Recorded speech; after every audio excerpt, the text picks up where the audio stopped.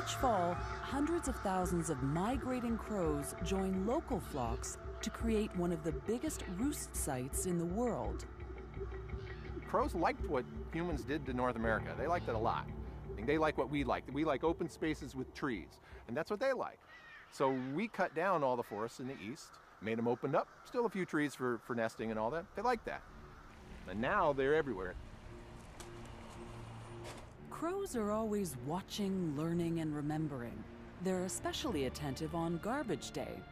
Crows memorize the garbage truck routes, learning when the best time is to scavenge some succulent treats. So we're omnivores and we're social. And crows are omnivores. And sometimes we don't like the animals that have the same qualities as us. We don't like crows because crows are opportunistic. And so are humans, though. Crows are invasive. Crows will do all sorts of things that humans do that we are not particularly proud of doing, like feeding on garbage. That long cultural interaction we've had with crows in a negative way has seeped into our modern culture. Whenever something bad is going to happen on a movie, you hear a crow call in the distance. The mayor of Chatham tried to rid the city of their crow infestation by introducing a shooting competition. But as soon as one crow was shot, the word went out, and they all learned just how high to fly to stay out of the range of the pellets. That's when the city turned to Ulrich Waterman and his hawk Harriet to try to drive the crows out of town.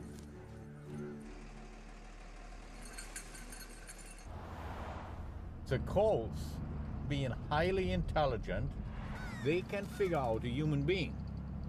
They can figure out a raptor. But that the two work together, that's too much for them. They cannot comprehend that their two worst enemies are working together. That freaks them out. Oh yeah, she wants to go.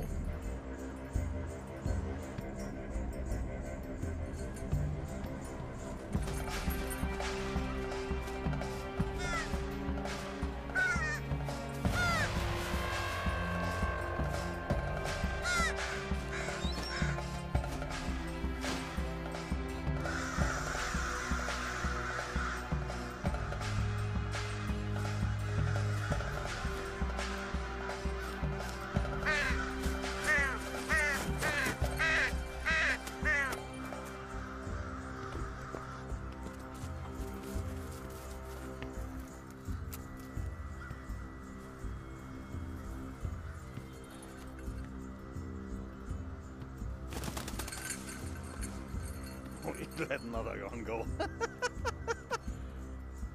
The reason that I let that crow go is she was not much harmed and is in good shape to join her friends there, and she will tell the story of what just happened to her.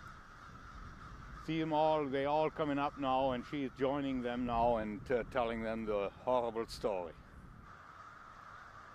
Crows learn from each other's misfortunes. When one is killed in a farmer's field, it's not uncommon for them to change entire migratory patterns so that no crows fly over that field for as long as 2 years. There's no doubt about it. Crows talk.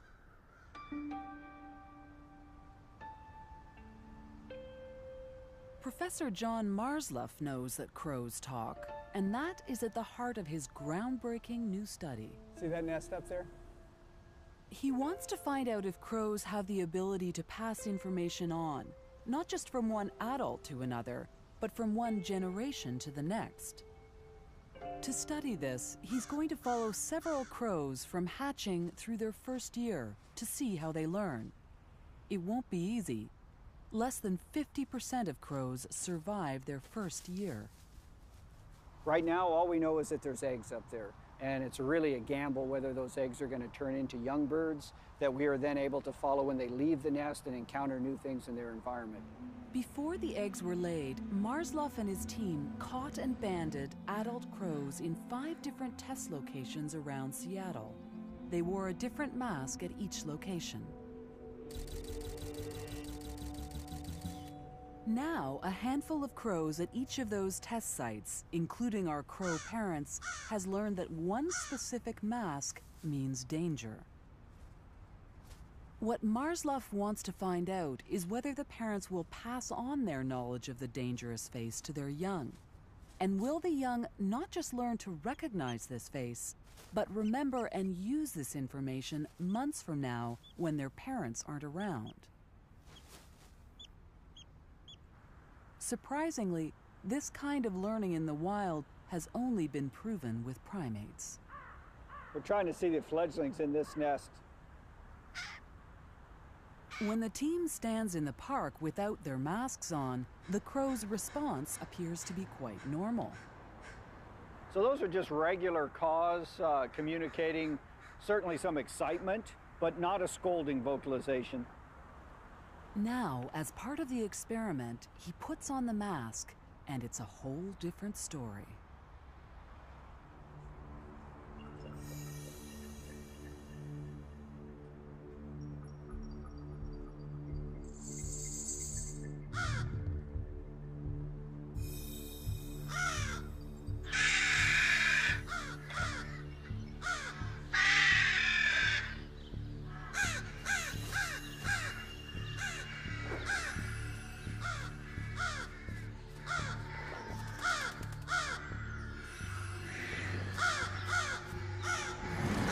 We're in a critical part of the study right now because the young are just to the point where they're learning everything that they're going to need to survive for this next year or two. And we want them to learn as part of this process that some people are bad, in particular our face with the mask on it is bad. We have to show that a trait is observed, not directly experienced by an individual, which is what we're doing with these young birds as they see their parents scold a mask. Then we have to see if they have learned from their parent to respond, and do they take that learning and that memory with them as they establish in a new place. That's really a hallmark of intelligence that is seen in very, very few animals. It's the sort of thing that is required for culture to evolve. If Marsluff is able to show that each generation of crows is capable of building on an earlier generation's knowledge, then he will prove that crows possess a kind of evolutionary advantage shared by only a handful of the world's smartest creatures. How'd you score that one, Dave? Beautiful. They stayed back there swarming on me while we were even waiting. Awesome, That was yeah. It was like, yeah, it was just like, that was beautiful. Yeah. Beautiful. While Marsluff and his team are watching the crows, someone else is watching them. The U.S. Department of Defense is funding their study because they think the crow's ability to recognize faces and point out the bad guys might have applications beyond the bird world. For millennia, humans have looked upon crows as highly intelligent creatures, the wise guy, the trickster. Only recently have crows become a focus of major scientific scrutiny around the world. Scientists want to know why crows, who don't have the biggest of all the bird brains, are proving to be the most intelligent of all the birds. Crows do not have the biggest brains of all birds. Parrots do. But it's crows that are by far the top among birds. Whether it's the American crow, the European species, the North American species, every continent of the world has its crow, its member of the genus Corvus, that's at the top of the rankings for that particular area of the world.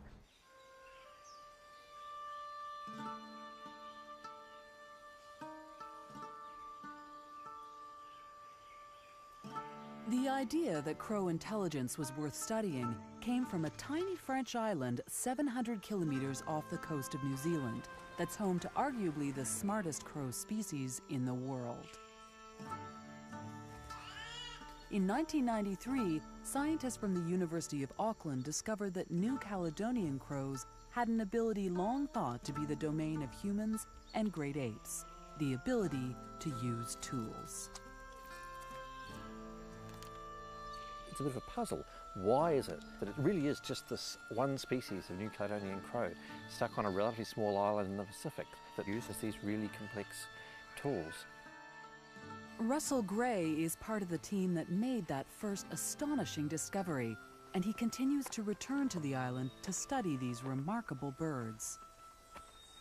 Alex Taylor has spent the last 2 years on the island, living with the crows and conducting experiments. In terms of biodiversity, it's on the kind of top 10 hotspots for the world. There's just so much stuff here that just doesn't live anywhere else. And especially with the insects and plants, there's tons that's not even been documented. So it's kind of a really special place. What's truly remarkable is that New Caledonian crows don't just use tools, they make them as well.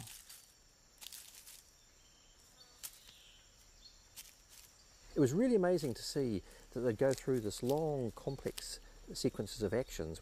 It wasn't just like one step, like rip off a stick, and it wasn't even 2 steps. It was breaking off at a difficult place the branch below a fork, trimming off the side branches, and then crafting away at the base of the fork to get a really functional hook tool.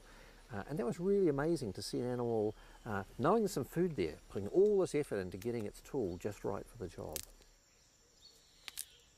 There's really 3 species that make tools: elephants, chimpanzees, and New Caledonian crows. So just 3 out of 6 million or whatever that's on the planet. People went wild when Jane Goodall found that chimps could actually use tools at all. And the chimpanzees have never been found to use hooks in any kind of way. So to find a crow species that's using tool use and making tools in a much more sophisticated way than the chimps, really, I think, it hit everyone's radars. Sometimes you see really complex things, but there's some simple trick to it, some lower level behaviour that underlies it. Well, any behaviour you see like that in the wild makes you think. It makes you think, I really need to do an experiment. First we put the meat into the hole, and we put the long stick in the toolbox, right at the back, out of reach of the crow. And we put a short tool in front of the box. It's one thing to use a tool to get food, but to use a tool to get another tool to get food requires much more complex cognitive powers.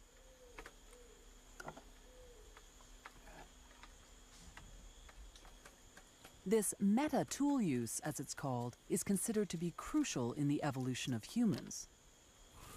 Well, the thing that sparked technical evolution in humans was when we started using rocks not to crack nuts or bones or other bits of food, but use them to crack other rocks. So it's really interesting to find that a crow species can actually do this meta-tool use. Cool. Because then we start having some kind of idea of the kind of cognitive abilities that our early ancestors might have had. Just how smart are these crows? In an experiment that has never been tried before, this crow will be challenged to push its abilities to the next level. And we're looking to see if the crow can act out a 3-step plan, like 3 chess moves into the future, and pull up the string to get the short tool, take the short tool to get the long tool, and then take the long tool to get the food. This should be I'm really fascinated by this. I really want to see if they're able to do it, because I hope they can, but it may just be too long a distance between their first action with the string and the time they're getting the food, so they're going to kind of forget what they're doing once they're up and string pulling. So yeah, I'm really curious to see how this is going to go. This is the first time this experiment has ever been attempted, and our cameras are there to record what happens.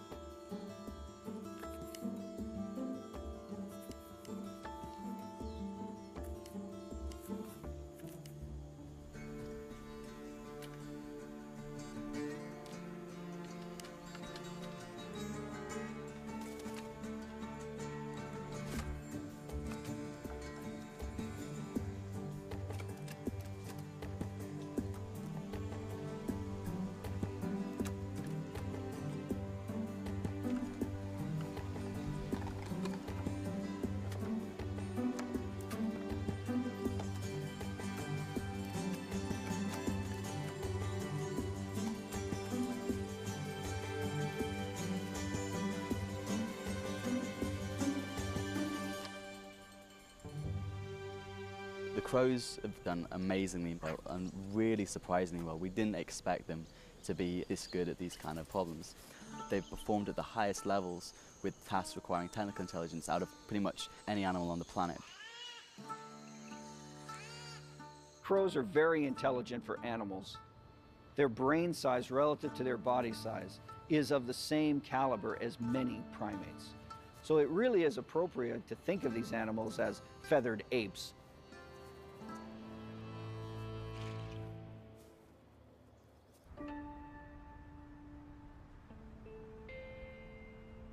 Back in Seattle, John Marslough's test crows, who hatched 2 weeks ago, are growing up fast.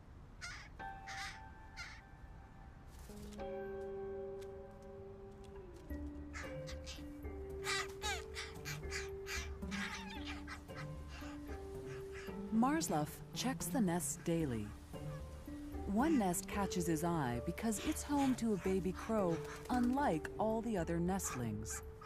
With a distinct band of white on her wings, she's immediately given the name White Wing. Their ever-attentive parents are kept busy feeding them. But they're not the only ones. Some pairs of crows have what we call helpers at the nest.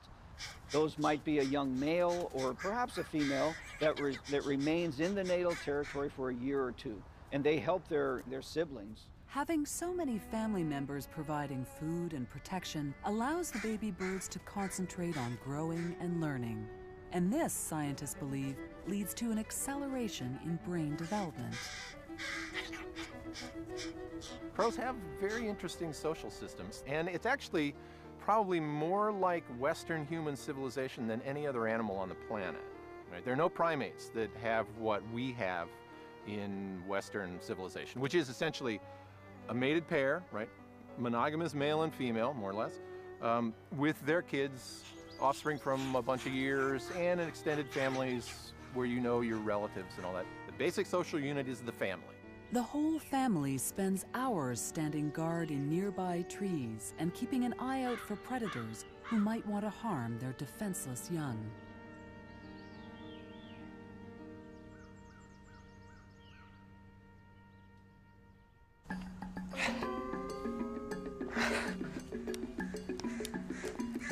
At 3 weeks old, the baby crows are almost ready to leave their nests.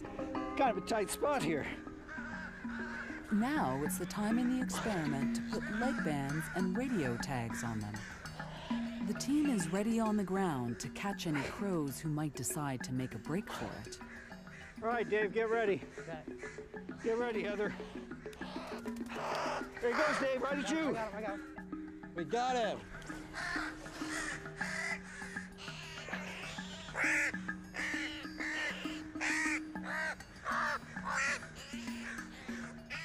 I'm coming down. These are so calm. They are. Probably the best way to understand the development of intelligence is to follow a young bird as it's gathering its intelligence. How's your climb, John? Either the trees are getting taller or I'm getting older, or a little of both.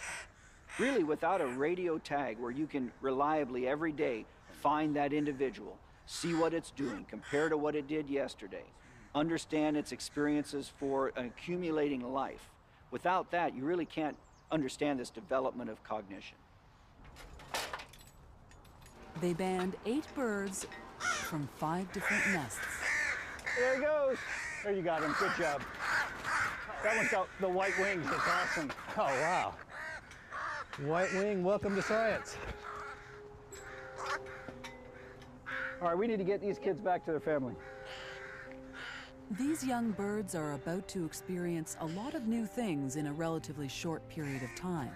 Crows have shown a great ability to adapt to change in some unusual ways.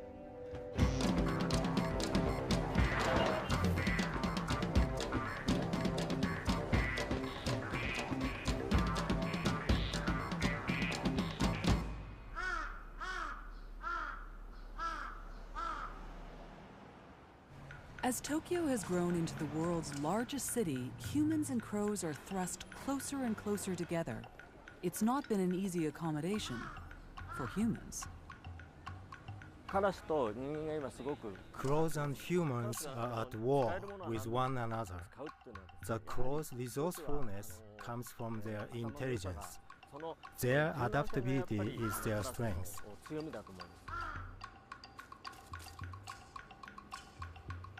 A Japanese species of crow known as jungle crows is one of nature's best construction workers. Inventive scavengers, these jungle crows are constantly on the lookout for new building materials for their nests.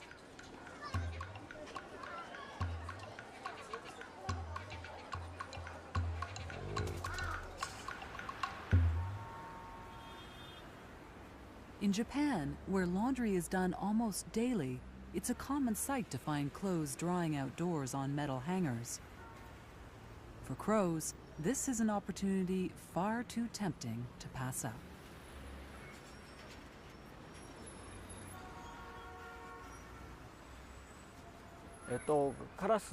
For crows, there is an ideal thickness for nesting material. This is too thin for their beaks. This is too thick. This is a perfect thickness. It is exactly the thickness of a wire hanger. Jungle crows shape their nests to fit the female's body. The crow manipulates the hangers to create her own made-to-measure nest.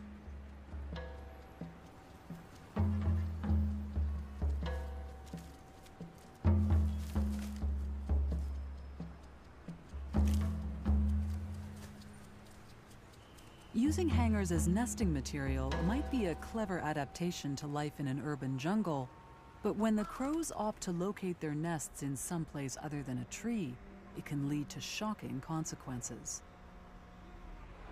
Nests intertwined with metal hangers have stopped high-speed trains in their tracks and caused blackouts in entire neighborhoods.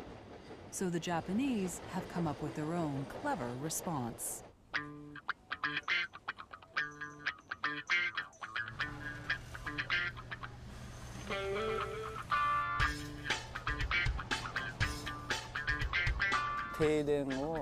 Preventing power interruptions is a patrol's first priority. Number 1.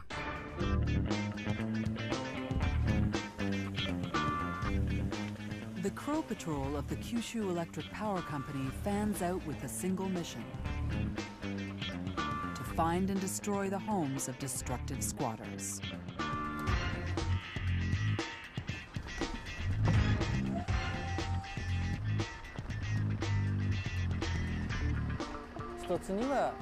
They outsmart us humans.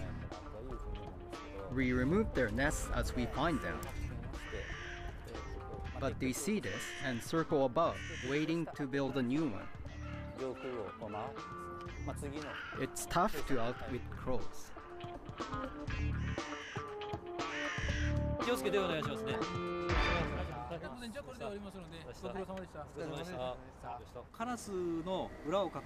When we work hard to develop a strategy against them, crows develop counter-strategies to foil it. All we can do is to look for new methods based on our experiences, apply them, and deal with the outcomes. That's the only way we can manage.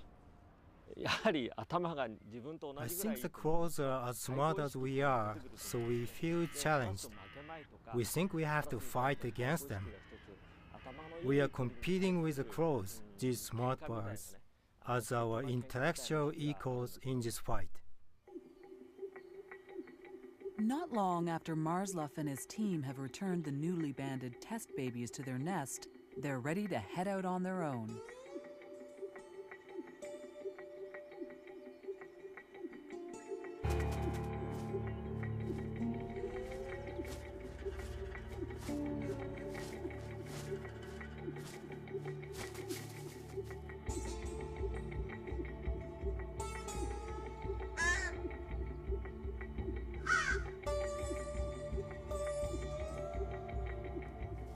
Young crows don't leave the nest because they know how to fly. They leave because it's too dangerous to stay. Life on the ground is only marginally safer.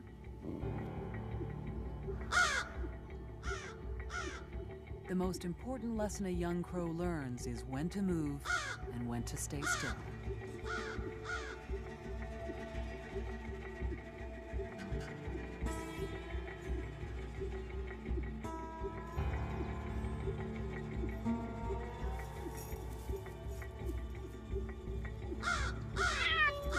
This parent's verbal signals could mean the difference between life and death.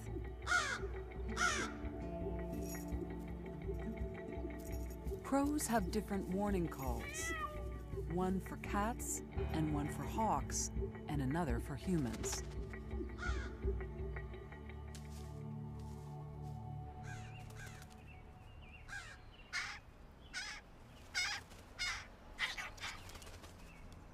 Scientists have identified over 250 distinct crow calls.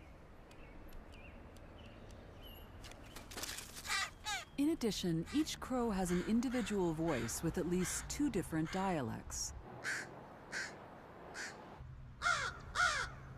One loud version for the general crow community, and a separate quiet dialect for talk just within the family. These types of sophisticated language skills are found only among the most intelligent of species.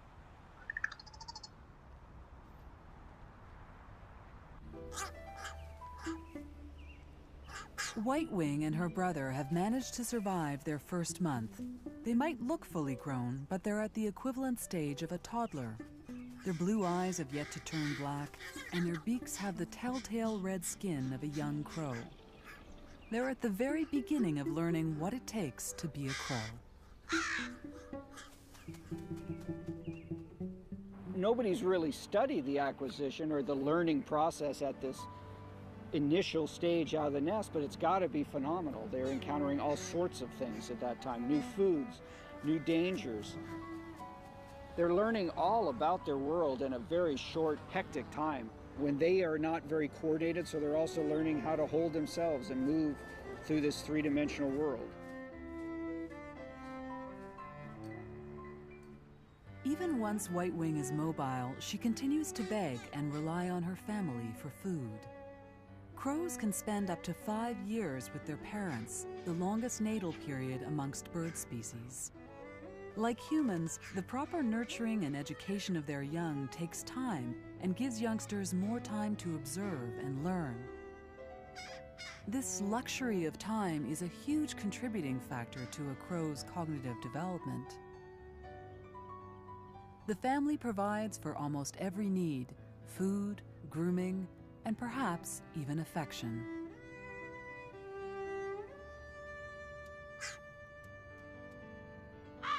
By the time Whitewing is 3 months old, she's starting to really test her wings. And yet, she still clings to her mother's side.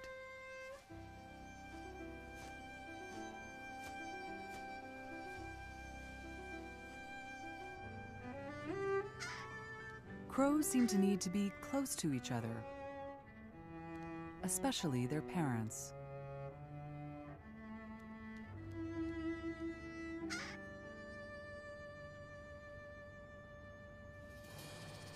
By the time Whitewing is 4 months old, she's starting to find food on her own. She, like all crows, quickly develops an appetite for a wide variety of foods. And this kind of diverse diet has a direct impact on brain development.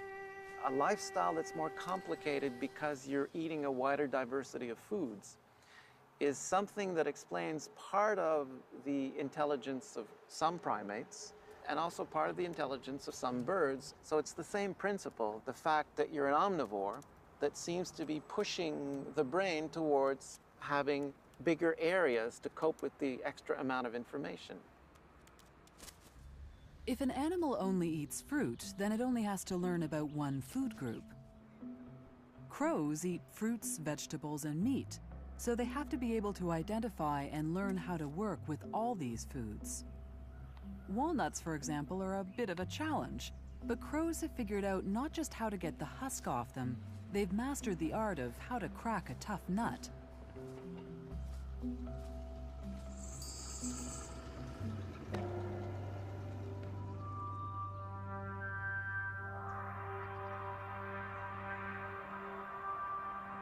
As they fly, they gauge the weight of each nut and drop it from just the right height to have it crack but not shatter as it hits the pavement. Then they follow the nut down to make sure no one steals it.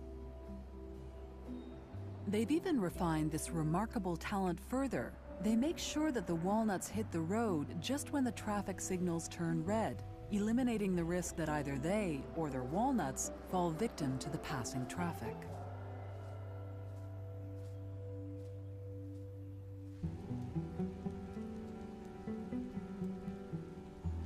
White-wing is starting to master some of the skills of being an omnivore. Clearly, it's a big learning curve.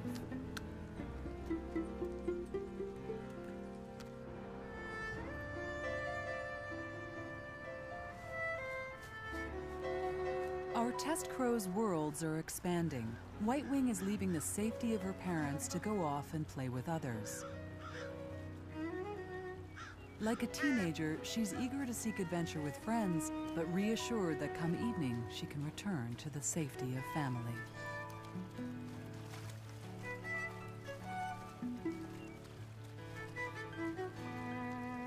Social animals are typically some of the most intelligent animals, and it makes sense. Being social has a lot of demands on you that require your ability to learn and remember things. You have to learn and remember the relation of the other to yourself, plus it would be very good if you also learn and remember or even infer the relations among others, that exist among others. So the more the group is structured by different types of relationship, the more brain power you need to calculate all those different types of interactions.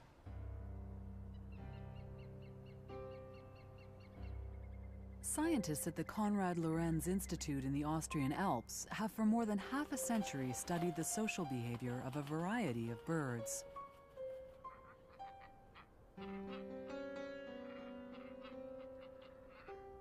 Now they're turning their attention to crows.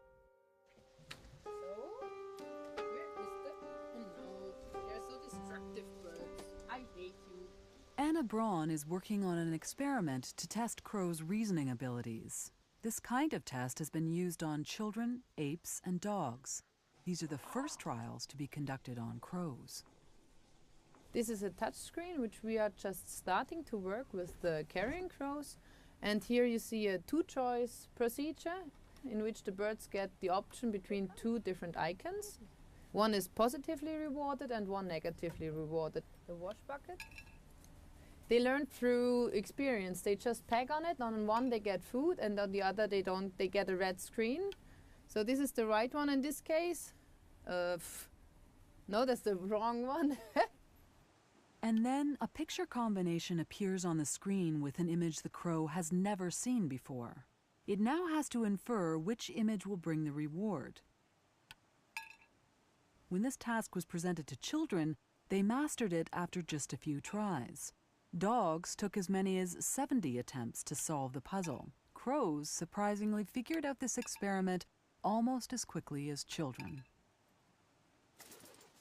But they already come very far, and that's the big surprise for all of us. They come from a behavioral point in the cognitive tasks. They come on the level that is reached by some ape species, and which is quite surprising. Thomas Bunyar has previously worked with apes. His current interest in crows is focused on something psychologists call theory of mind, a creature's ability to recognize that other creatures might have differing ideas from their own. Theory of mind is a huge step of not only thinking about yourself, what you yourself know, what you yourself feel, what you yourself experience, but also just to extrapolate and think about others as being their own creatures with their own kind of mental life. Crows clearly demonstrate this kind of agile thinking when it comes to storing their food. First, they hide it. Scientists call this food caching. When they cache, they're on the lookout for any clues that another crow might be spying on them. Over there, this individual over there, he just did a food cache very close to the others. But then he recovered it again and moved up the hill, and now he's caching again. He left the cache site, and now he's sitting over there as private as he could be, watching, paying attention what's going to happen with the bird who approached. If they suspect they've been seen, crows will move their cache, defend it, or they may even fake cache, keep food in their pouch and only pretend to bury it. These are all highly complex cognitive behaviors. So a kind of cognitive arms race is starting between those that try to prevent pilfering and prevent the others from watching, and those that have to watch for pilfering. And we are talking now not only about behaviors, but we are talking also about the mental state. At 5 months, White Wing is reaching the end of her adolescence. She appears to have an understanding of caching, and she's venturing further and further from home and testing her wings. One behavior that intelligent animals appear to all share is play. Play allows the mind to learn unexpected things, and young crows love to play. These flights of fancy are more than just fun-seeking, though. White Wing and her pals are building up strength with these cannonball rolls, and these loop-de-loops are the perfect way to evade a hawk in hot pursuit. They also provide a pretty good way to impress a mate. Attracting a mate is perhaps the most important event in White Wing's life, because crows mate for life, a life that might last as long as 20 years. It looks as though White Wing has found herself a promising candidate.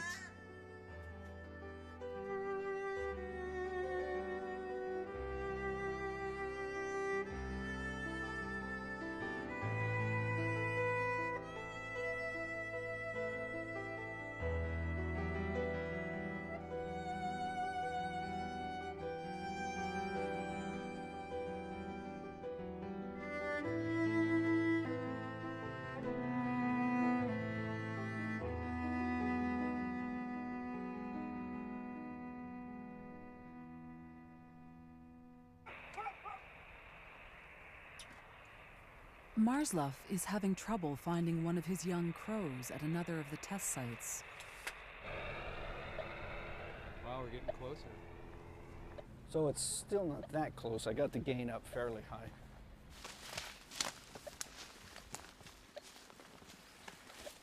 Yeah, this doesn't look good to me. Uh-oh.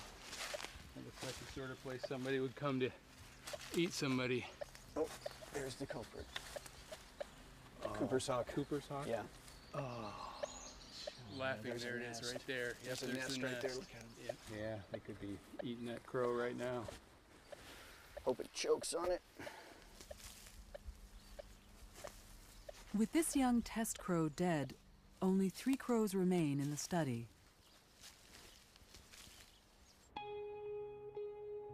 He knew from the start it wasn't going to be easy to follow young crows for a year. And it's not just the young who perish. One of the parents was found shot not far from the nest. Death is not insignificant in the crow world. People have witnessed a mysterious scene that they can only describe as a crow funeral, where crows gather together en masse to mark the site where one of their own has died. They sit silently for a few minutes, and then they take off without a sound. Eerie is how it's been described.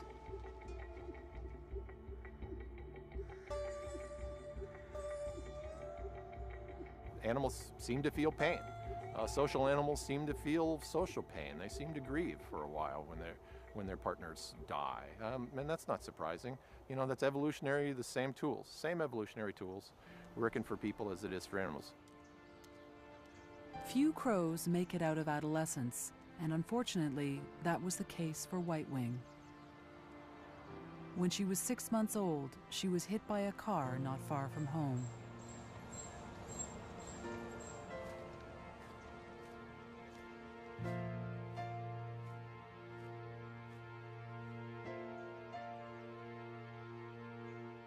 With White Wing dead, there's only one crow left in Marsluff's experiment.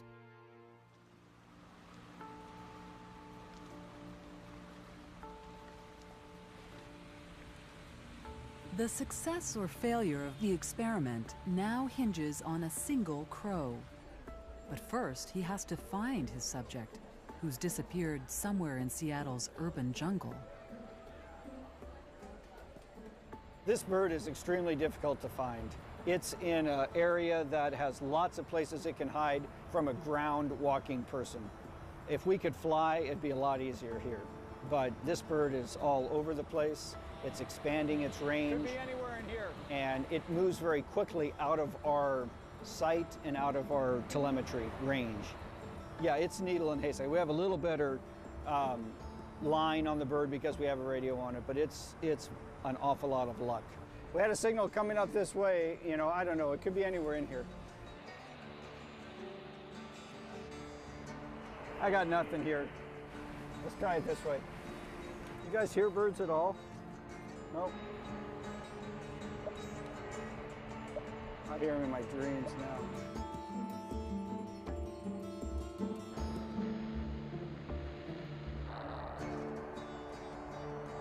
Nothing. These observations are extremely difficult and rare to get where we have the bird in a place where we can see it. This is the only one of the 7 or 8 that we had tagged that was exposed to a mask with its parents that is now still alive. And so what we're hoping to see is a clear response to us with that mask.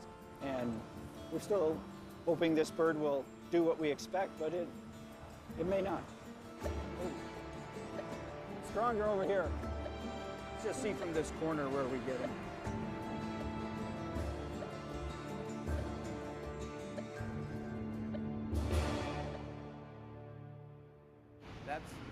That's exciting. It's $1 million crow. Why? Well, we've just put a lot of effort into finding him today. Okay. Well, I'm glad you found him. Yeah. Looks great. The antenna looks good. Well, there he just flew now. He's perched right there. I think if we walked from here, it'd be pretty good. The final stage of Marsluff's experiment begins. As he walks back and forth within sight of the last crow, the subject's reaction is one of benign indifference. I'll go back by with the mask on and see if we can see any difference. As he was growing up, this young crow repeatedly saw his parents scold researchers wearing a particular mask. Now Marsluff puts that same mask on. He's not expecting the same reaction he got with the crow's parents. This is a young bird, naive and inexperienced, and trying to learn to cope on his own. If he makes any call at all, it would be significant. But Marsluff's fear is he might just fly away. For a moment, it seems like he's done just that. But then the bird takes another perch higher up, keeping a close eye on Marsluff and his mask.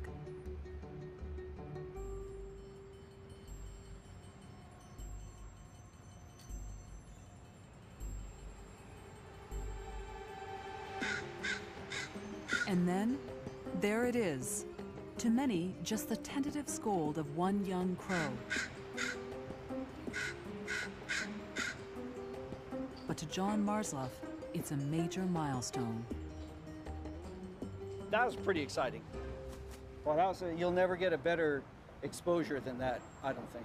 That was clean. To me, what it indicates is that that bird clearly recognized this face, which the only way it could have learned about this face as being anything unique was from its parents' behavior. So I think that shows the first step of social learning. There he's really looking down at me, yeah. There he's scolding. This is the first scientific evidence that crows are able to learn, remember, and put to use information gained months earlier from their parents. This is a huge evolutionary advantage that until now has only been proven in a rarefied group of the smartest creatures on Earth.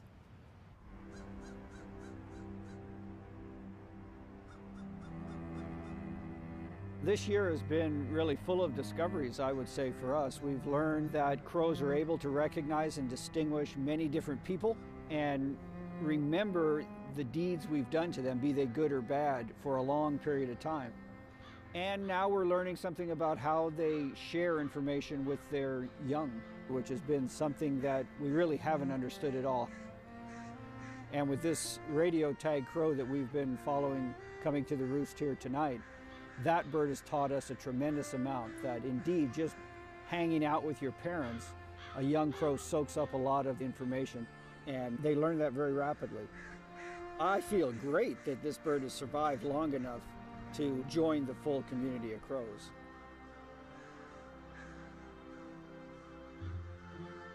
It's not surprising that animals have some of the same abilities as us because we're built from the same building blocks.